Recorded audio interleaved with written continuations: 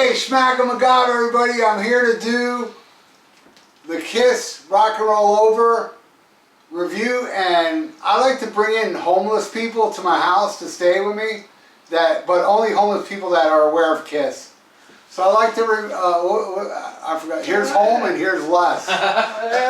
Here's home and Les.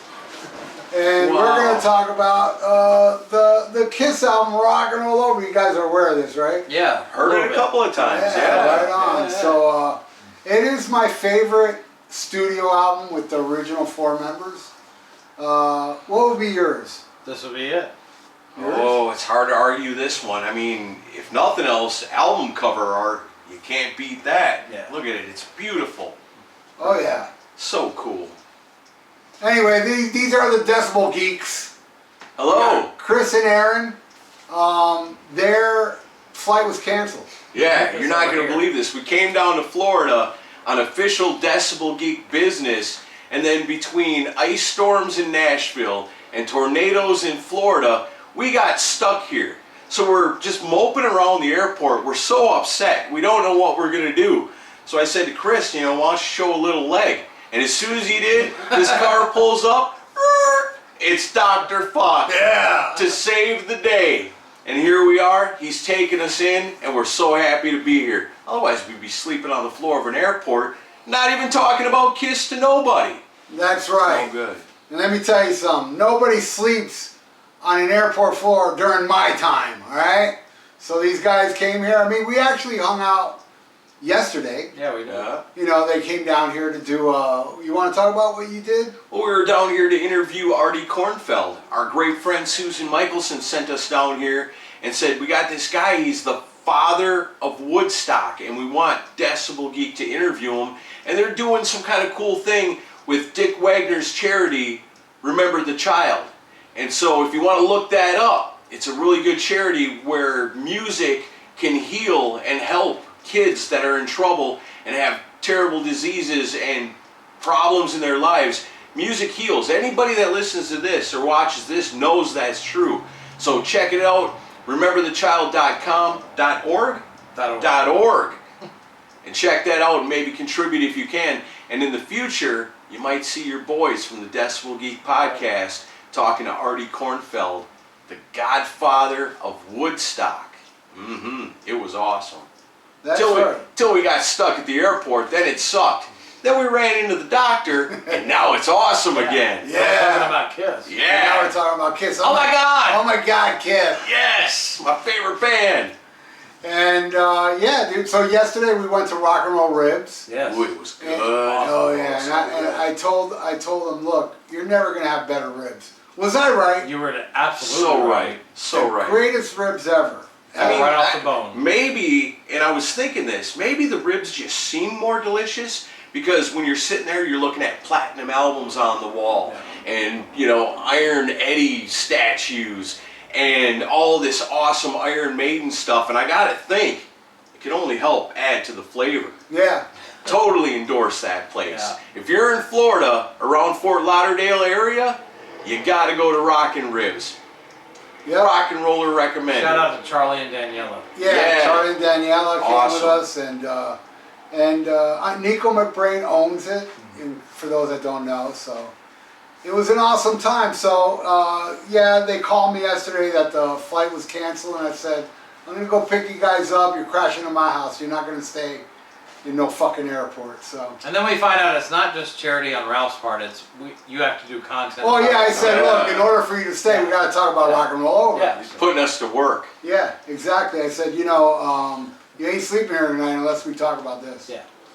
So, It's a tough okay, we'll do it if we have to. So tell me, Aaron, I'll start with you. How did you discover this? When was the first time you heard rock and roll? Were you already into KISS and then this was an album you discovered later?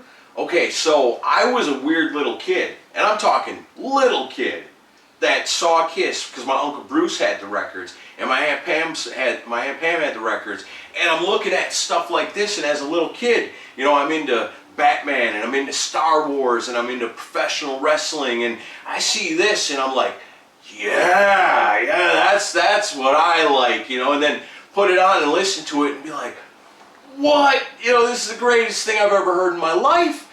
And so then I'm into Kiss, but I'm a little kid. Was this the first one you heard? No, it wasn't the first one I ever heard. It was a mix of different things. Okay. Because I was so little, like I was born in 75. So by the time I'm 5 years old, I'm a Kiss fan. So all this stuff had come out before my time. So little by little I'm discovering it. My Uncle Bruce, he had a whole bunch of Kiss records. And when I was a little kid, my Uncle Bruce said, you know what, LPs, that's in the past. That stuff is old news. The wave of the future, it's cassette tapes. These things are going to live forever. He knew what he was talking about. Totally. And he said, I'm going to get rid of my LPs. I'm going to give them to Aaron. He's a little kid rock and roller. Because at this point, I'd grown up a little bit. Now I'm more closer to teenage, you know, young teenage years. And so when he decides he's going to give me his records, my parents go, stop. You got to sell them to him. My parents make me earn money to get rock and roll albums. But he said, okay, but I'm going to give him the Kiss ones. And this was in the stack that he gave me. So I had all these Kiss records that I never heard before, and Rock and Roll Over was over there. And based on the cover in that batch, that's the first thing that hit the turntable when I got my records from my Uncle Bruce. I love you, Uncle Bruce. That's awesome, man. And how about you, Chris? Well, for me, I didn't get into Kiss till the Crazy Nights era, which I know Ralph raves about all the time. Hey. So like it was one of those things where you go back in time. So I got into Crazy Nights, and then my brother gave me a live, and he's like, you need to listen to the old stuff, which I still give credit to Eric for that. And then from that point, I became obsessed with the band and started buying all the old albums. So this one, I probably got a couple of years later, but I remember the first time I got it, like Aaron mentioned, the album cover is like really striking. It's one of the coolest album covers the band ever did. And then when I listened to it, you know, as we're gonna go over, I don't know that there's a bad song on this record. Not to me. You know, it's probably my favorite studio record of the band. Oh yeah. I discovered it actually down the street because this is my childhood home.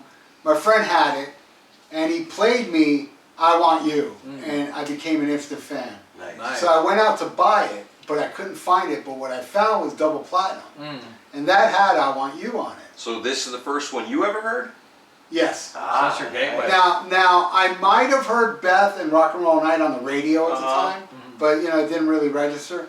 So "I Want You," I became fanatical about that song. Right. So I bought double platinum. So it's, you know, it said I had "I Want You." All right. So that was, I didn't buy this first. So I got double platinum, and then I went back and bought this. I don't know the timeline, but I know. I mean, right away. You know, Kiss Alive and Rock and Roll Over were my two favorites back then.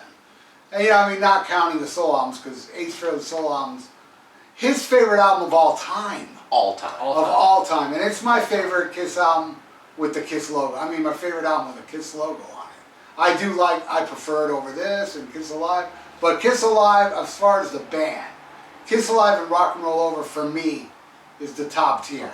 And I love all 70s Kiss albums. And oddly enough, if I was to pick my least favorite, it would be Destroyer.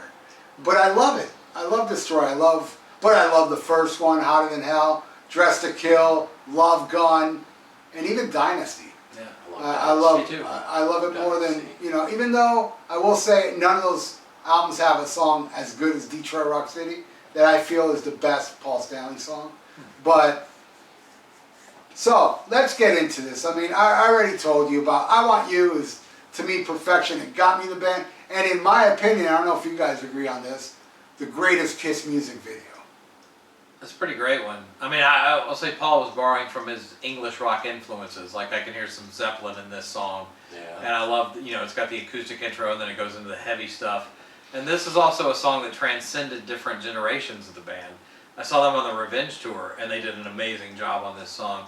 It's actually one of the better musical songs that the band ever put out. So, and as an album opener, you can't get any better than "I Want You." No, when you're talking about an album opener, some of the best ones of all time are the ones that are like "I Want You," where it starts out, and you, as a Kiss fan, you put this on and you go, "In the morning." Wait, what? You know, wait, where's the? He's gonna get sued now. Kiss, you know. That's why I only said 2.5 words. Yeah. We're all right. But then it's like boom, and it kicks in, you know, it's like, yeah, you know, that's a perfect album opener. And it's like, Kiss is always good for the songs like that where they kind of lull you in a little bit, you know, and you think, okay, well, what's going on here? This is sweet, and then boom, you know, and it's Kiss, and yeah, I love it. Great opening track on this album. Hell yeah. Aaron, what do you think of Take Me? See, this thing's embedded in my DNA because track listings are wrong. Yeah, But I know yeah. Take Me is Take next. Me's track. That's right, that's true. Yeah, they messed up the track listing on that. Take Me, it's alright. You know, it's not, if I was to make a list of my favorite Kiss songs, it'd probably be down in this area somewhere. I'd say maybe, yeah, right about, that's it, right there. Not the greatest song on the album, but still a fun track, you know, and a good jam, and dun, dun, dun, dun, you know, and you just kind of, when you hear a song like that. Yeah, I dig it. It's kind of in your face too, that Yeah. bam, that kind of riff is going. Yeah, it's strong. It's got a What kick. do you think of Take Me, Chris? Oh, I love this song, and like, you know, I don't really, you know, I guess there's some stuff you could call filler, but I would call it killer filler. And Take Me kind of falls in that line, you know, like, it probably never would have gotten released as a single. It's not really that radio friendly, but it's a fun song, and I love that they brought it back for at least part of the reunion tour. And you know, I love the part where Ace doubles the riff, and there's a I love that part. It's just, it's a great straight ahead rock and roll song. Yeah, I love Take Me. I have to agree with both of you, but I will say, out of all the songs, like I said, this is an album is all killer, no filler. Yeah. But I would put it kind of low with what's coming up because I like pretty much every song. I will put another one maybe lower than this, but you gotta stick around, and I still love the song. Yeah. Me too. But yeah, I love it. I love Take Me, and I think about Take Me, I think about, was it Exposed? Not Exposed, it was Extreme Close-Up, I think, where they had the live version of that, but it's got the weird background vocals where it's like, is it Take Me? You know, Gene doing the falsetto part. yeah, and it's so bad when they do it live on that. It's like, okay, I see why this didn't get on a live too. You know, it's not one of those songs. You know, the live version of it always sounded weird on that, and it always made me kind of cringe a little when I watched that over and over isn't and Take over again. Me one of the songs that was on the False live 2 track listing? Remember, Yeah. what was Do You Love Me? Do You Love Me was one. That was the other one. And I don't know if there was any other. Hooligan? Was Hooligan Yeah, on it? Hooligan was supposedly on that too, I think. Well, what is it? Fake Alive Alive 2, when it was first released, no, I mean, some copies had it didn't have side 4. Oh, It It had- had other tracks. It had other tracks, live tracks, Do You Love Me, Take Me, wow. and so I think, yeah. Anyway, so I know the next one is Dr. Love. Yes. And that's a badass song. Yeah. That riffage. I mean, I heard so many versions of that song of Gene working up toward it. Yeah. Yeah. I mean, how many versions of Dr. Love? What was some of those titles? Do you remember? Mad Dog? Was that Was one Mad of them? Dog Yeah, I one think of them? Mad Dog was part of it, and maybe Daily Planet. Yeah, there was 2 different demos I remember that was like, this is part of Dr. Love, and this is Yeah. part of Dr. Love. So it was like he took 2 different songs and said, you know, the song's alright, the chorus is awesome on this, but the rest not so much. This one, everything leading up to the chorus is really good, but the chorus sucks. What if oh yeah, now we're talking Calling Dr. Love. One of the most iconic Kiss songs of all time. That's the one everybody knows, you know, it's right up there with them, you know, because if you're a casual rock fan, you know Kiss did Calling Dr. Love. You've heard that song plenty of times over the years. It is one of Kiss's most overplayed songs, but it's also one of their best songs, and there's no denying it. I remember one time, because it's not always easy to be a Kiss fan, as many of you probably know, that people want to pick on you, you know, pretentious assholes. They want to say, Kiss, you know, like, yeah, whatever, you know. But I had a dude one time say, what's your favorite band? I'm like, well, Kiss, you know.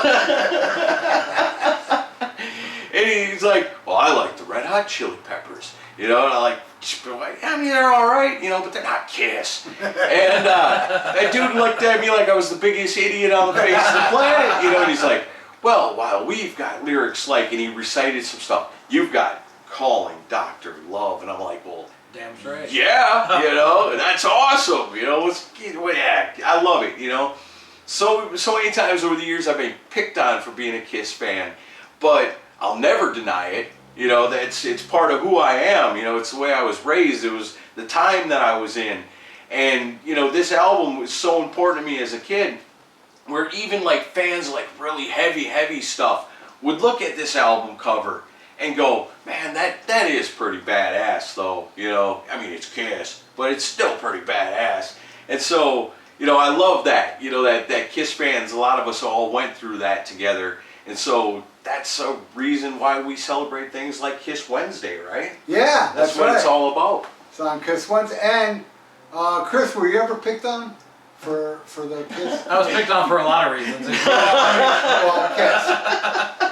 Of course. Well, he came up in the Crazy Nights Yeah, I mean, I become a fan of the Crazy Nights era. I'm guilty of picking on him for that. Yeah, how much fun do you think I had in those days? But no, I mean, It never ended. when I when I go back to like Calling Dr. Love, you know, I gotta mention it is a bit of a an overplayed song, especially since the reunion. But it's like the big takeaway I take from this song is Ace's solo. I was going to talk about I think that. it's one of the greatest solos Ace ever laid down to tape. And also I love the story behind it where, Gene was watching a Three Stooges episode and turned that into a song. I Calling Dr. Howard, Yeah. what was it? Dr. Howard, Dr. Fine. Yeah, that's Yeah. it, yeah. And I thought that was a great idea. But no, I think it's a great song and it's lasted throughout, decades now. Iconic. It is the most popular song, I think, on this album. Yeah. And first time I saw Kiss was Creatures of the Night Tour, and they played it. Yeah. But I didn't see them play it till Hot in the Shade. All through the 80s after that. Lick It Up, Asylum, Animalize, Crazy Nights. They didn't play, they dropped Dr. Love, which I always thought was odd. It is odd. Because it's such an I thought iconic about tune. But, and I like, man, what Vinnie Vincent did He on did a great job on that Rio show, Yeah. Man, that shit was really good. And I don't know, I mean, we won't get into Vinnie Vincent thing, that's a whole other story. Totally. But yeah. when I was on my way to see Creature of the Night tour, I was under the impression Ace was going to be there because Ace is my favorite member. But I heard it on the radio. Ace had a car accident. So I don't know if they said Vinnie Vincent, somebody's replacing him. And I was pissed, man. I was really pissed off. And then when I saw Vinnie Vincent, dude, I left that show going, dude, that guy fucking rules. Yeah. Because he was so good.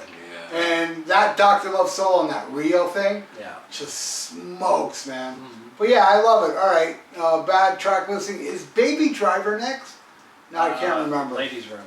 Oh, you're right, Ladies Room. Yeah. One of my all-time Thanks, favorites. Wikipedia. Oh, okay, you're okay. Yeah, I got that it. way. Chris got it. The track listing. What do you think of Ladies Room, Chris? I like this one. I think it's an underrated song in the catalog, and also, it was interesting because like on the Exposed video, they did a live version, video of this from I think it was Houston '77, and it seemed like it was very prominent in the set in the '70s, but like they didn't really bring it back, and to this day they haven't really brought it back. Yeah. But it was a really reliable song for them to play live, and it's a very simple rock and roll song, but it's great. I mean, it's about Gene taking a groupie in the bathroom. I mean, what could be better than that if you're a Kiss fan? So, I mean, this is one I wish they would pull out more often. And no, I always loved Ladies' Room. The solo's not really that great. It's just a little bit of more of a figure than a solo. But I do love Ladies' Room. I think it's a cool song. What do you think, Aaron? I think about the tone, the guitar tone on this whole album, and it really, really stands out with me with this one. Ace Frehley's guitar tone on Rock and Roll Over is what made me a huge Ace Frehley fan. I know I speak for you when I say that too. My favorite. It sounds so good. And the opening riff on Ladies' Room, it's so warm and it feels so good in my ears, man. I love it so much. And it's just, like you said, it's not something tricky, it's not nothing crazy. It's just a simple rock tune. But the phrasing in the vocals sounds so good. The way Gene delivers the vocals on it sounds great. He's clearly singing about something he knows about and understands and is a true song. I love it. Ladies' Room, one of my all-time favorite Kiss songs. Lots of cowbell, too. Yeah. Yeah, cowbell. And if you listen closely to Ladies' Room, what I really love about the song is the bass runs. Yes. The thing that Gene is doing on the bass on Ladies' Room is McCartney-esque, melodic, and it's amazing. I think Gene Simmons is very underrated because, honestly, the guy dumbed it down a lot. He dumbed down his bass playing. But if you listen to those early 3, the first three, Going Blind, what he does, well, he brings it back on this, on Ladies Room, is, yeah, and I believe I heard Kiss Alive 2 before I heard this, so I was familiar with the Kiss Alive 2 version, but it's amazing. Yeah. Baby Driver's next. Yeah, one of my favorite songs on the album, actually, and I get hate for that because It's I know a great song. This song gets slagged a lot for some reason, but I think it's one of the better like hard rocking Peter Criss songs. Yeah. And I love the the lead part, the with the little walk down with the bends and everything. Right. I think that's great, and the whole story behind it. They were making fun of their buddy that got a nice car. Him and Stan Penridge put this together, but like it's great. And like actually, I guess a demo got leaked of Gene singing the lyrics on this in like scat style. But Peter's voice is perfect for this song, and I love the placement of it on the album. I think it's a great kind of break from Paul and Gene to give Peter some shine. But no, I love this song, and this is one that during the reunion years I was hoping they would bring it back. Yeah. Yeah, no, never played live, I don't think. I don't think so. Never? No, I've never heard a live version of Baby Driver. I suppose you got to make room for Beth and Hard Luck Woman. Yeah. Yeah, and yeah, I love it. He's my favorite singer in Kiss. I Me love too. Yeah. Peter Criss's voice. To me is like the most. I love the raspiness of it, and like how he does on Baby Driver, those screams. Yes. Yeah. It's 200 miles an hour. It's so badass. I love it. It's a fun song, and really does capture the essence of this album. Yeah. You know, the funness, it's simplistic, but it's catchy. Yeah. Yeah. And it's amazing. Yeah, I love it too. It's one of my favorite. When I think of Peter Criss, this is the type of song I think of, And for years, like, people have clamored, like, the other members, like Ace Frehley comes up with albums all the time, and they're great. And you always wonder, it's been a long time since we got a Peter Criss album.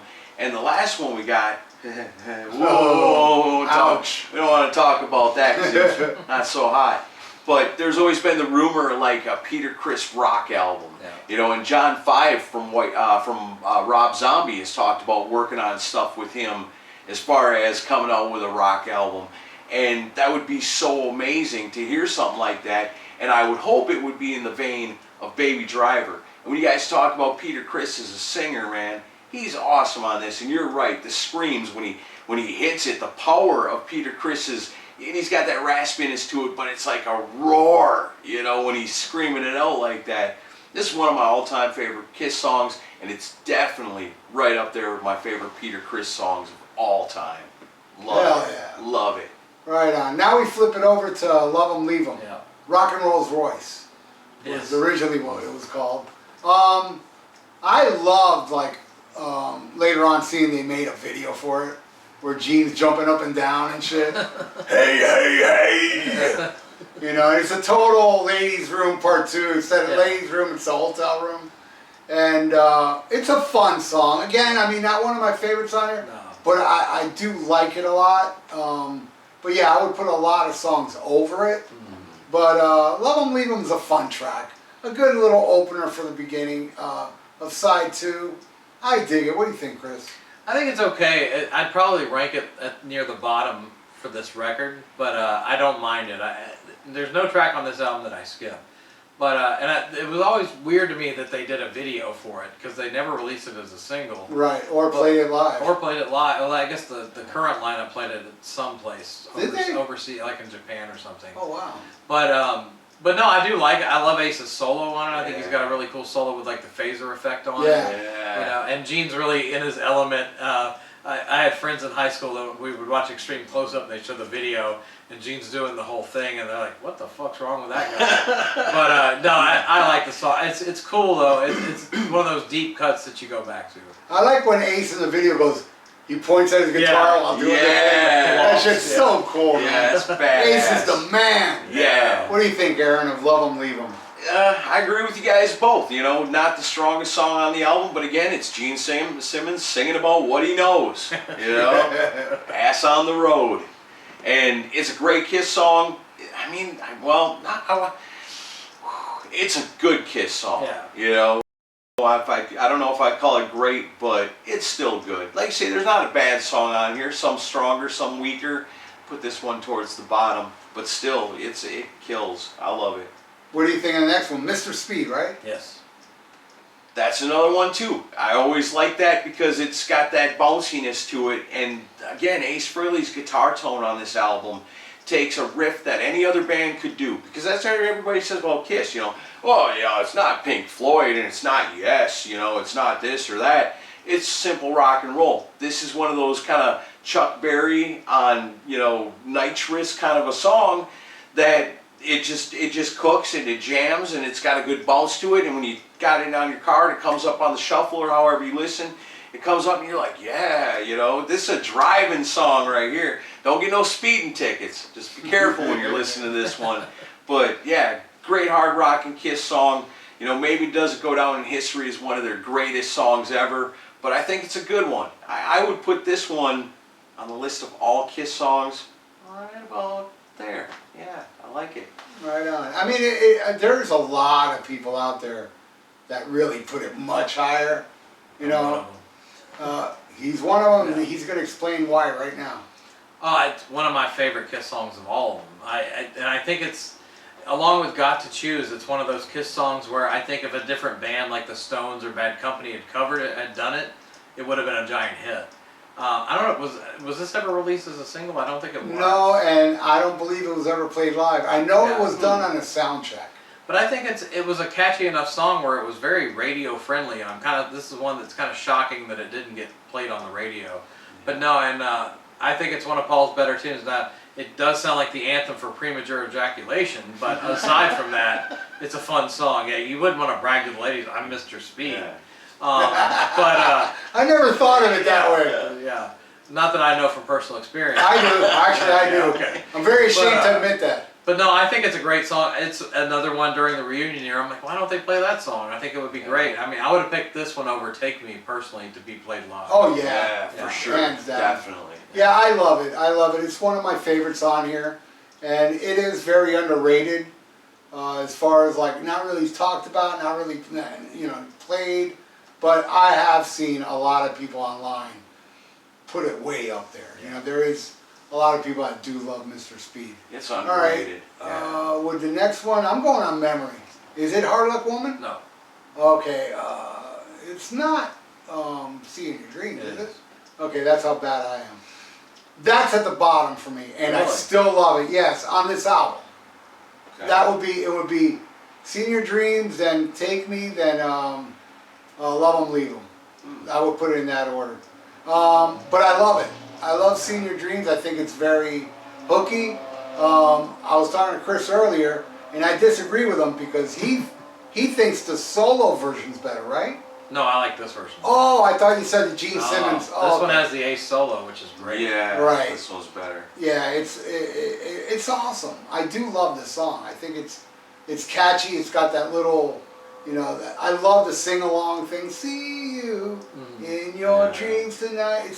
It's fun. Again, this album's covered in fun. Yeah. So, Chris, what do you think of Seeing Your Dreams? Oh, I can't add much. I mean, I like it way better than the Gene solo album version. I think Ace's solo is incredible on this song. I know a lot of people tend to prefer the Gene solo album version, but I just think this sounds more like a Kiss song. Yeah, I don't agree with that either. I love Rick Nielsen. He does an okay job on it, but I think overall, and also the female singing on the solo version I'm kind not of a turns me fan of off. that. Yeah. But no, this one, it's just a fun rock and roll song. And like you mentioned, this album's covered in fun. Like I was born like 6 days before the record came out, so I don't remember this coming out. But I imagine being a teenager in '76, this would be like a great record to listen to during your parties and stuff. Yeah. It's just a fun '70s rock record that this song fits right in with that. I was born 37 years before this came out. Wow. Aaron, what do you think of Seeing Your Dreams? Heavy metal Beatles, man. That's There what you it go, reminds there me you of. go. Heavy metal Beatles. It shows that, these guys talked about, being out on the street corner and playing Beatles songs, and a song like that's what it reminds me of, Beatles amplified, and that's what these guys loved, and that was a lot of their sensibilities in a lot of the songs they wrote, and I think it really shines through in this one. And yes, the Ace Frehley guitar solo is killer in it. I love it. We're talking about Kiss, and it's like, you know what, this is my least favorite song on the album, but it's still better than 99% of all music in the world.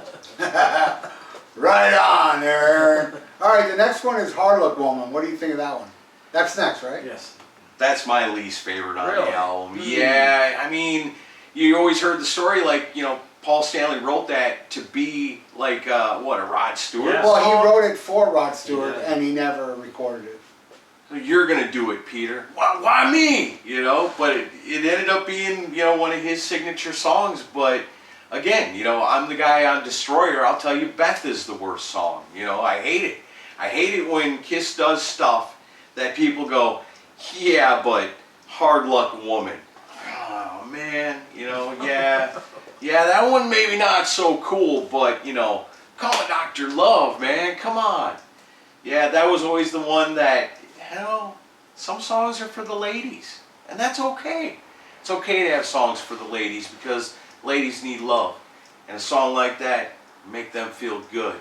Me, I'll pass on that one. Least favorite song on the album. Wow. So you just don't like it? I mean, it's Not a fan. Is there anything you like about it? Yeah, it's a beautiful song. Peter Criss has got amazing vocals. It's really a great, well-written song. I can't deny that. But it just But doesn't I'm do just- anything for you. You're making me feel in touch with my feminist side right now. I'm grateful for that. Yeah, I guess it's all right when Right you put on. it like that. How about you, Chris? What do you think? of it? Maybe I have a higher estrogen level, but I think this song fucking rules. I've always liked this song. I like the 12-string guitar on it, and it's definitely a blatant Rod Stewart, Maggie May type of rip-off song. But I think it's great, and I think Peter sings great on it. I'll take this one over Beth any day. I think it's a way better rock song than Beth is. But no, I even like the acoustic solo on it.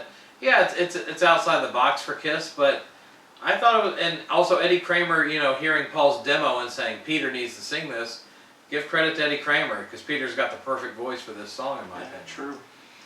Well, it is my all-time favorite Kiss ballad, hands down. But you made sense when you said it's for the ladies, and you know, one day I'm gonna shock you all, man. I'm gonna take some estrogen pills. I'm gonna be a tranny, man. Because come on, I love this, and I love fucking ABBA. Come on. That'll be the day when you start doing these on Peter Criss solo albums. Yeah. All for the ladies. But I love it. I love this song. I actually prefer the double platinum version where it stays acoustic a little longer. Yeah, I like that. I like that even more than this version. And I like when Paul does it. He does it on Unplugged. Yeah, it's okay. He does a good version, but not as good as Peter does. Yeah. Peter really captures it. And I love how it fades out and he's doing the, doing the little screams and shit. It's great. Very 70s. I love it. I absolutely love it. I gotta give you credit on that one because when you say the best of all Kiss ballads, like the ballads are always my least favorite songs by Kiss, but I think you got a point there. That is the best Kiss ballad. If you were to think, stack up all the Kiss ballads. Yeah, I would have to agree. I'd put Million to One very close to it. Oh, that song is Because amazing. that song is just amazing. I don't know, that's still pretty heavy to be calling it a ballad. Yeah, That you're one right. still It's a rocks heavy little album. Too hard. But man, it beats the hell out of I Finally Found My Way. Ooh. Or It's a great Following wedding You, song though, right? Or, yeah. Oh, I know that story. I gotta say it real quick and then Aaron will pick it up. They hired him to do a wedding. What a mistake. And he played Finally Found My Way to You at the wedding, and tell the people what the response was. It was off of Psycho Circus, the really crappy Peter Criss ballad. What they tried to redo with Hard Luck Woman and failed so miserably. And I was hired to be a wedding DJ, but I only had my own CDs, and they didn't pick no songs for themselves. So they're like, play a wedding song for us, The Dance, you know, the most important song of our lives. And it's like, all I got is this Peter Criss ballad off of Psycho Circus. Oh. They were so angry. So angry. I didn't even get paid. I just kind of left. I didn't want to get beat up. And I heard Aaron, they got divorced. Oh, I would imagine so. Mm, Probably Peter like Criss. 10 minutes later. Thank you, Peter Criss and Aaron Camara, for ruining your marriage. I'm so sorry. But, all right, now we're going to go to the last one. Making Love. where I'll take this one. This song just smokes. And it was one, like I told you, my first Kiss album was the Double Platinum. And that was on there. And it really grabbed me. The little acoustic that he does during, you know, the little section of the song. Yeah. But man, Ace on that solo. That's one of the most ripping Ace Frehley solo. I mean, he goes ape shit on that solo. Yeah. It's just unbelievable. What a great ending. I love the pounding on the drums toward the end. Or, you know, just phenomenal. That, I would have to say, is my favorite song on here, along with I Want You. I Want You, I like a little more than Making Love. It's like a bookend of awesomeness on this album. Yeah. Absolutely love it. What do you think of Making Love, Aaron? Yeah. Man, awesome. I love that song so much. I agree. That is for sure the power tower of all Kiss songs. It's right about there. Yeah, it's great. I love it. One of my favorite Kiss songs of all time. You said it, man. That guitar solo just rips, man. If anyone ever says Ace Frehley sucks, you play them that sample of that guitar solo on that song, they'll be like, no, yeah, you're right. No, never mind. You're right. And say, yeah, I know you agree with me now, but you still suck for saying that Ace sucks. That's right. Too late now. Too late now. You still suck. But yeah, that's your final thoughts on Making Love. Just, it kills, man. One of my all-time favorite Kiss songs. One of my all-time favorite songs by anybody ever. This album is just freaking amazing. Even with Hard Luck Woman being a little low for me, this album is just, it's everything you want in a Kiss album. Well, maybe except for one thing. But I want to mention something to you before we close up. All right, well, after Chris talks about Making Love. Oh, I don't have a lot to add on this. I mean, it's like you mentioned, it's perfect bookend to have the first I Want You to start and this to finish. Obviously, Paul was, you know, going from the Communication Breakdown Led Zeppelin influence, and I love that, but it's like also with that, the scream with the yeah at the beginning, that's like a Roger Daltrey scream. Yeah. So that's like a Who influence. That's right. So it's like really like, you know, heavy, powerful metal for that time. I mean, this was really heavy for listeners to hear in 1976. So, and it's always great when they played it live, you know, especially the solo. Ace's solo is the centerpiece of the song, and you know, Peter's drumming, even the big drum fill at the very end of the song. Yeah, all the way down the toms. Love it. That's an amazing song. But yeah, I mean, it's a great way to end this record. Hell yeah. Awesome. So what did you have to say, Aaron? So the only problem I would have with this masterpiece, in retrospect, looking back, is I wish there was an Ace Frehley song on it. Yeah. He didn't write anything on this. No. But let's just play make-believe here for a second. A little what if. So look at this track listing. If Ace Frehley were to sing vocals on one of these songs, which song do you think Kiss should have gave him to sing? Wow, that's a tough one, because I don't know if any of these songs would fit Ace's vocals. Actually, Take Me. I would say Dr. Love, actually. Really? Well, because of the tone of the vocals. Yeah. I He think, says grab onto my rocket on Take Me. oh, there you go. Well, there you Yeah, go. he's got a point. That's it. That's He's the got a answer. point. That, And if Ace sang that, it wouldn't sound stupid yeah. when Paul does it. Yeah. Because it sounds stupid as fuck when Paul does it. Paul who? There you go. Paul Stanley of Kiss. See, I got it in there for you guys. And that is the correct answer. But yeah, you make a good point. What if, you know, leave a comment below. What song would you pick out of all these that would fit Ace the most? I was originally leaning towards Making Love. Yeah. I can see that. Yeah. But then your point about grabbing the rocket, that Yeah. trumps everything, I think. Yeah, that's the answer. That's true. And also something we should say about this album. This album is a result of the backlash they got for Destroyer. That's right. Yeah. Because when Destroyer came out, the fans hated it. Everybody thought it was shit. And they were even pissed off at Bob Ezrin. So they ran into the studio to do a more hard rocking album. Yeah. And while they're doing this hard rocking album, some DJ, I think in Atlanta, was it? Scott Shannon. Yeah. Scott Shannon from Atlanta flipped the B-side of Detroit Detroit Rock City and started playing Beth. And then Beth exploded. It even became like, what, People's Choice Award or some shit? Yeah. You know? And that's when they were recording this. But it was a little too late. Yeah. They're already in the thick of this album. I don't know, maybe Hard Luck Woman was thrown to Peter for it because of that. Maybe they didn't get to that track yet, or maybe they weren't intending this to be on here because we all know Paul wrote it for Rod Stewart. Did. Yeah, he wanted to shop it to him. Yeah, So look what Peter just got done doing. I mean, if this just broke at the same time, you're going, wow, we've got our biggest hit. We're one of the biggest bands in the world. It's because of this song, Beth.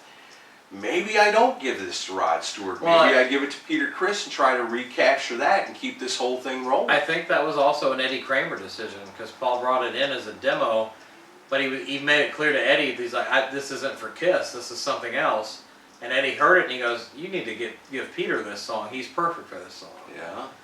and you think about it, maybe because of the whole backlash of Destroyer, they're like, all right, let's get Peter, let's get him to do Baby Driver because it's more rougher and heavy, and that was probably going to be the only song on here. Yeah. But when Beth took off, they're like, all right, we need to do another ballad. And I remember, man, when I was a kid, I had a K-Tel album. Remember those K-Tel albums? K-Tel. And I had one that had Hard Luck Woman on it. That's cool. So, there you go. Any last words, guys, about this amazing album, Rock and Roll Over? Well, I'll say this. It's one of the greatest albums of all time. I mean, just look at it. Look at it. Imagine being a little kid flipping through the records at the record store and you see this. Yeah, what's the real top? How can you not? Yeah. You know, I have a shirt that's like this. It's Ace and Peter on top and Gene and Paul on bottom. And our good friend Tim Bream, he would know about this. He said that is so rare because every Rock and Roll Over shirt is Gene and Paul on top. Yeah. And mine, it's a white shirt and it's Peter and Ace on top. But and on the back, it's them. oh, you're right. It's You see, flipped. I never ever noticed yeah. that. But notice the front cover. Yeah. Yeah. But Wow, the things you learn. This is an educational show. Even yeah, for it is. us. It is. And I want to thank you guys for doing this. And you know, I did threaten to throw you guys out if we wouldn't do this. That's true. But now I'm going to go in my room and bring out my gun because we're going to do something else. Okay. So you guys now are forced to stay here because you're so badass at this shit. Check out Decibel Geek if you don't know. Decibel Geek. Decibel Geek. That's our chicken podcast. All about chickens. Yeah, that's a Patreon thing. Yeah. That's our OnlyFans. You get the best chicken recipes on Decibel Geek. But check out Decibel Geek. You can find them on Google. Yeah. You go to Google and write Decibel Geek. Lots of Kiss shows there. There's a lot of Kiss That shows. was Kiss Wednesday. And and a lot of can't tell, we're Kiss fans. discussions and certain people that were involved. Like you had somebody involved in Psycho Circus recently that talked about the ins and out of that, and some of those stories were a little shocking to me. It's not what we think about. You know, there was somebody on the inside that said stuff that I would have never thought of. Right. You know, with the Ace and Peter thing about it, we all have our, you know, stories about Ace and Peter are not on there, but listen to this guy's side of it. It's something we're not going to give it away. You got to go listen to it. Right. But he says something very, very interesting that makes a lot of sense. And since you're on YouTube, it's also on YouTube on our channel. Yeah. That's one of those things where we like to talk to the guy that's pushing the buttons, you know. You talk to Gene Simmons and say, hey, tell us about Psycho Circus. Hey, whatever. They're going to tell you the story they want you to hear. But when you talk to somebody who was just kind of there working on stuff, he's seeing the whole thing for real from an outside perspective. Those are the kind of guys we like to talk to on Decibel Geek because we get those inside stories. And like, for example, we talked, like you said, to Mike Plotnikoff and told us those inside things that we never knew about before. And we love doing that with Kiss because they're the greatest band of all freaking time. Yeah. And this week on Decibel Geek, we're interviewing Colonel Sanders. Yeah. And we're going to debate why Eric Carr didn't go with the original costume. That's with the feathers. The feathers. Your Kiss tie-in. You have to listen to that. They got the costume designer of the chicken Yeah. for Decibel Geek Yeah. Yeah. So you hear all about that. It's very exclusive. Yeah, it's a very, very hardcore episode, man. The fox was so stupid. Why didn't they go with the chicken? Yeah, man. Next on Decibel Geek. Right on. All right, guys. Thank you so much Thank you, brother. for doing this. And hey, guys, SHMACKEMAGOB. SHMACKEMAGOB. Yeah. I need for you to say that too. SHMACKEMAGOB. SHMACKEMAGOB. SHMACKEMAGOB. Right on. Oh my God, Kiss.